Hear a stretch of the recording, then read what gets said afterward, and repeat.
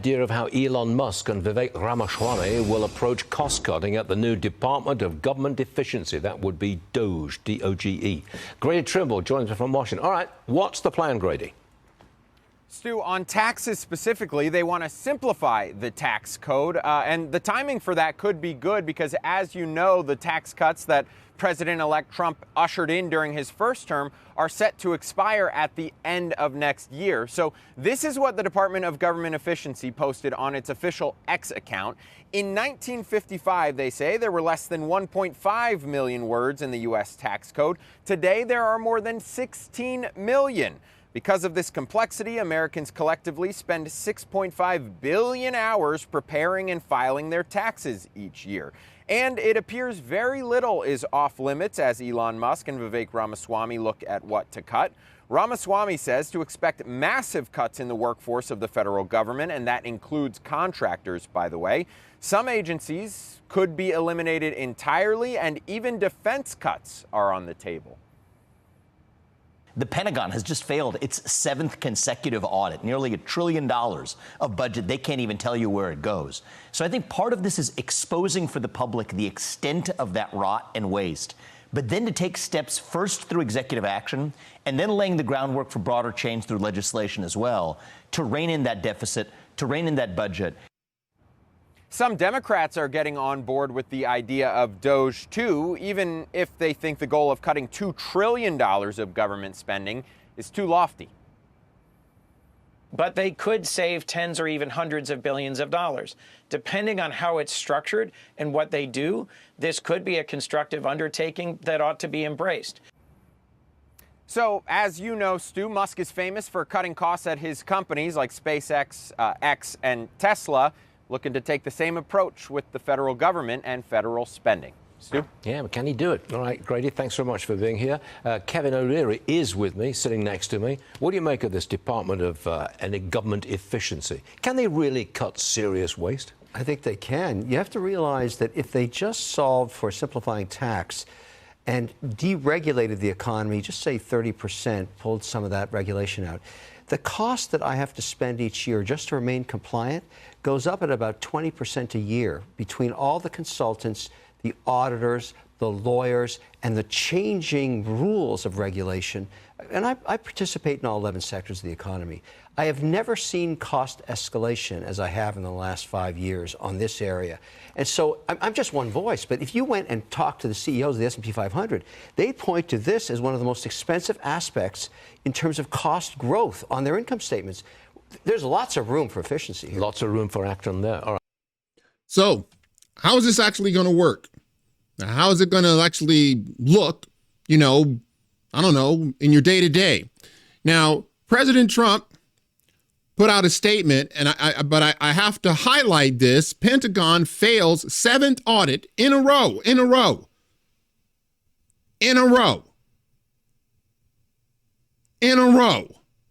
Unable to fully account for $824 billion. That's billion with a B budget. They are unable to tell you where it went. Now, some of you were probably thinking, well, clearly it's fraud or clearly it's wasteful. I don't think it's either of those things. I think that it is part of the beast. I think it's part of how it's supposed to work. This is how it was designed. A clandestine shaving off the top. These are government gangs. And they'll do it in your face. This administration just hired, 87,000 IRS agents. What do you think they were going to do with them? Oh, Stu, they're going to go after those billionaires. Okay, you need 87,000 to go after, 200 people? that doesn't make any sense. So hang on a second. So this is what you got to know. So this is what President Trump put out. Okay, so here you go. Statement from the president of Donald J. Trump. I am pleased to announce that the great Elon Musk, working in conjunction with American patriot Vivek Ramaswamy, will lead the Department of Government Efficiency. Together, these two wonderful Americans will pave the way for my administration to dismantle government bureaucracy, slash access regulations, cut wasteful expenditures, and restructure federal agencies. And that's your first huge hurdle. If you think for a second that these people are just gonna go, well, hey, it turns out that I didn't even need a job here. It turns out that I'm a redundancy. They're not even a redundancy. Some of them are redundancies of a redundancy of a redundant. It won't even matter. Okay, they will resist this. Let me tell you something.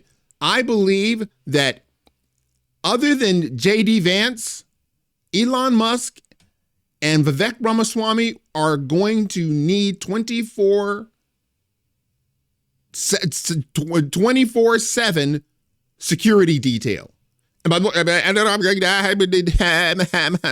Slow down.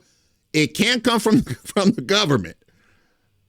It has to be like a private contractor, because that's like, putting the wolves in charge of, guarding the hen house. You can't do that. They're going to need, I'm telling you, if you think that these people are just going to go silently into that sweet good night, come on. Essential to the Save America movement. Quote, this will send shockwaves through the system and anyone involved in government waste, which is a lot of people. That's what Musk said. Now, you got to understand this, okay? You're not just rustling leaves here. That's not what you're doing. You're not just rustling. You're pruning the entire tree. And there is going to be massive people. This is one of the greatest ideas ever. And I got to tell you, man, this is their bread and butter, and they're not going to go so quietly. It will become potentially the Manhattan Project. That's great imagery, President Trump. That's great imagery of our time. Republican politicians have dreamed about the objectives of DOGE for a very long time. To drive this kind of drastic change, the Department of Government Efficiency will provide advice and guidance from outside of government. Yet that has to be outside. You cannot do it from within. And will partner with the White House and Office of Management and Budget to drive large-scale structural reform and create an entrepreneurial approach to the government never seen before. Well, that right there is your second hurdle. You want it to be efficient? They're not going to be on board with that. Their bread and butter is being inefficient. Just think about this. Okay? And this is just from a practical point of view. Look at all the so-called black leaders that have been elected. Look at black people's standard of living in any inner city across this country. You pick one. They've failed miserably. I mean, miserably. Right now, out of wedlock pregnancy rate in the black community is at 80%. That is 8 in 10 children born in a household to a black woman will grow up without a father in the home. 8 out of 10. Okay, it's insane. Who hires that person again? But we keep on doing it. We continue to do it. Like part of their, my point is, no one would hire that person with this decades of failures. And that's what the model is. We fail you. We send billions to foreign countries and give you, after you've been decimated by a natural disaster, $700. I'm telling you, I look forward to Elon Musk and Vivek making changes to the federal bureaucracy with an eye on efficiency and, at the same time, making life better for all Americans. Importantly, we will drive out the massive waste and fraud that exists throughout our annual $6.5 trillion of government spending. They will work together to liberate our economy and make the U.S. government accountable to we the people. Their work will conclude no later than July 4th, 2026. A smaller government with more efficiency and less bureaucracy will be the perfect gift to America. On the 250th anniversary of the Declaration of the Independence, I am confident they will succeed. You see there? Did you see what I just read there? Here, I'm sorry, just because I kind of went over it kind of fast. Their work will conclude no later than July 4th, 2026. You see, what you're dealing with are three highly successful, highly motivated businessmen: Donald Trump, Elon Musk, Vivek Ramaswamy. They're into business. Now, unlike the government, they're in the private sector, which means you actually have to show results. You see, in my government, in our government, we don't need results. We just need really, really good feelings. Once again, look at any black community run by black elected officials. Look at all the black people complaining about the black mayor in Chicago. They voted for him. Now they're mad about it because they thought if they got somebody that looked like them, then somehow, some way that would make everything better. It didn't. It won't. It never has. You had Barack. He didn't make anything better for black people. In fact, he made things worse. That's their model. Their business model is to fail. And some of you think, well, they're doing it because of, well, maybe incompetence or maybe the greed. No, it's baked into the cake. Not being able to account for $850 billion. Are you kidding me? These are businessmen. As I've said, they are going to need 24/7 security. They're going to need a security detail, and it has to come from outside the government. I'm telling you. Now, listen to this exchange, because this pretty much tells you everything you need to know about how your government spends your money. To be doing, like, there is a lot of waste, fraud, and abuse within a system. Audits and waste, fraud, and abuse are not the same thing. So let's decompose these pieces. Then please educate me on Sure. So an audit is exactly what you just described, which is, do I know what was delivered to which place? Right. The ability to pass an audit, or the fact that the DOD has not passed an audit, is not suggestive of waste, fraud, and abuse. That is completely false right there. So what is now it's a question of, it's suggestive that we don't have an accurate inventory that we can pull up of what we have where. That is not the same as saying we can't do that because waste, fraud, and abuse has occurred. So in my world, yeah, that's waste. How is that waste? If I give you $1 billion and you can't tell me what happened to it, that to me is wasteful. That means you are not responsible. But if you can't tell me where it went, then what am I supposed to think? And when there has been reporting, I mean, this is not, look, I'm not saying this is on you and that you caused this, but I think it's a tough argument to make that. I'm pretty sure I didn't cause it. an $850 billion budget to an organization that can't pass an audit and tell you where that money went, like, I think most people would consider that somewhere in the realm of waste, fraud, or abuse, because they would wonder why that money isn't well accounted for. And especially when they see food insecurity on military bases, and they see. You want to talk about that? Because that's a good, we should be talking. I mean, Well, I'm trying to understand where you're trying to go, other than the dollars, which really bother you. I think it doesn't really bother me. I think it's all connected. Okay. I think tell when me that story. Tell me how you're thinking about that. When I see a State Department get a certain amount of money and a military budget be 10 times that, and I see a struggle within government to get people like more basic services, and then that department that got that, I mean, we got out of 20 years of war and the Pentagon got a $50 billion raise. Like, that's shocking to me. Now, I may not understand exactly the ins and outs and the incredible magic of an audit, but I'm a human being who lives on the earth and can't figure out how $850 billion to a department means that the rank and file still have to be on food stamps. Like, to me, that's fucking corruption. I'm sorry.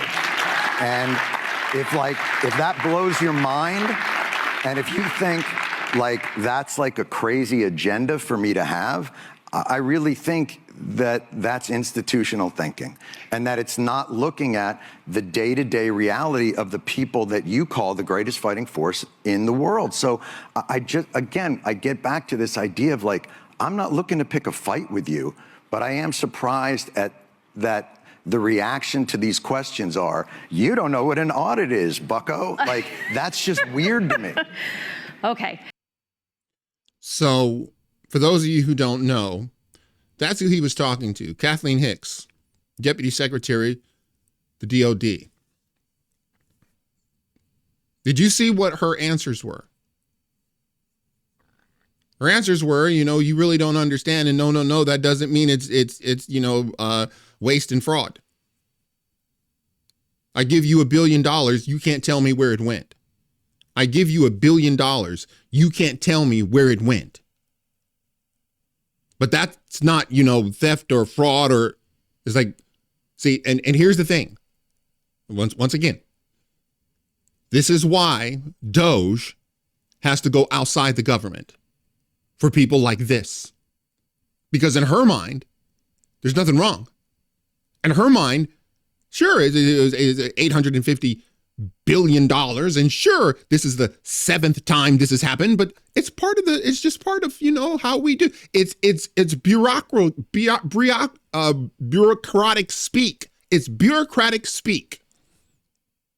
We speak in bureaucratic terms, and the only people that actually understand the language are the other bureaucrats that are working with her. No one understands it. Jon Stewart is like, wait, hang on a second. What? I give you $1 billion. You can't tell me where it came from. That's fraud or wasteful spending or something. It's something. And so for Donald Trump, the businessman, to bring in 2 more highly successful, motivated businessmen to start cutting crap out. I tell you, man, this could be the golden age of this country. Now, understand, there are a bunch of Democrats across this country that are going to resist Donald Trump's agenda. If you think that this is going to be smooth, it's not going to be smooth. They're going to be resisting every step of the way. And I hope I'm wrong. I hope the electorate shows them, hey, because I think what needs to happen in midterm elections, when the coming midterm elections happen, we need to cut even more into these Democrats' rule. They need to lose more seats, more mayor seats, more governor seats. They're going to, because they're not going to let it go. Their lust for power is Schmeagol looking at that precious ring. They gotta have it. It's a sickness. Okay? I gotta tell you, man, this could only come from a guy that came outside the government to make it better. I love to know what you guys think, but this is one of the greatest things ever. It's so clearly needed. It's been needed for decades now. Finally, somebody is going to come in and say what's what. And man, wait until you see, because those are going to be major press releases. Major press releases for the average American worker to see where their tax dollars went. And imagine how appalled they're going to be. Just appalled at all of the fraud and waste and outright cheating. All right, that's it for now. If you like this video, smash that like button and subscribe. And if you're following me on Rumble, please, baby, please press that follow button. And until the next time, God bless.